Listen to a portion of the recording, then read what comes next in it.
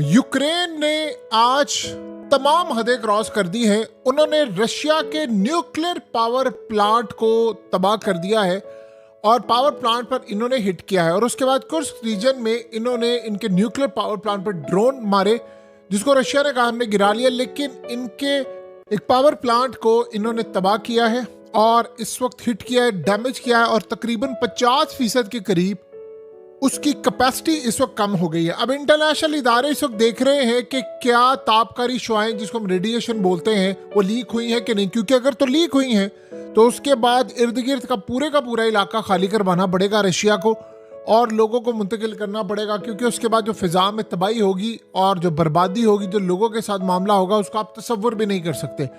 आज असल में आज़ादी का दिन है यूक्रेन में। यूक्रेन ने आज के दिन सोवियत यूनियन से आज़ादी ली थी और आज के दिन ही उन्होंने हमला किया है और आज ही के दिन ज़ेलेंस्की ने ऐलान किया है कि वो क्रीमिया वापस लेने के लिए जा रहे हैं और क्लियरली डोनाल्ड ट्रंप की सारी जो मेहनत थी उस पर पानी फिर गया है।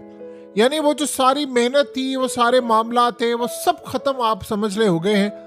अमन शमन तो आप भूल जाएं, दूर दूर तक कोई अमन नहीं होगा, अब सिर्फ जंग होगी। लेकिन इस दफा जो सबसे खतरनाक सूरत हाल है वो जाहिर सी बात है रूस की जानिब से अब क्लियरली कहा गया है, जो फोर्सेस को 2 दिन पहले भी कहा गया था, आज भी कहा गया है कि जवाब दिया जाएगा, भरपूर जवाब दिया जाएगा यूक्रेन को। असल में ये इंतजार कर रहे थे बैठकर कि कोई लड़ाई खत्म होती है या नहीं। अब लेकिन मसला सारा यहाँ पर यह है कि एक बात ज़हन में रखिएगा, रूस ने जो अब अटैक करने हैं वो है बड़े खतरनाक, लेकिन क्या इस सारे अटैक्स में जो सूरत हाल सामने आ रही है वो जंग पहले जैसी रहेगी?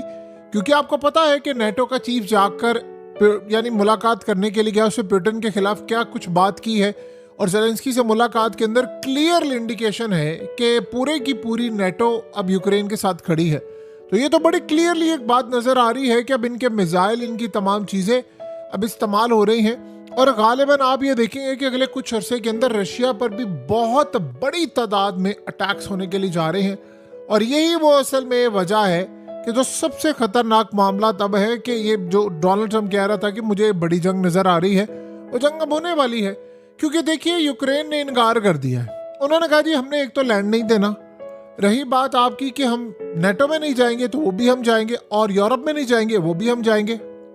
आज ज़ेलेंस्की ने पुतिन के खिलाफ एक ऐलान जंग किया है। उसने कहा कि हम लेकर दिखाएंगे इनसे लैंड वापस, आप देखिएगा। अब उसकी तो इतनी औकात नहीं है लैंड लेने की। जाहिर सी बात है ज़मीन का टुकड़ा लेने के लिए उसको एक काम करना पड़ेगा और उसको रूस के साथ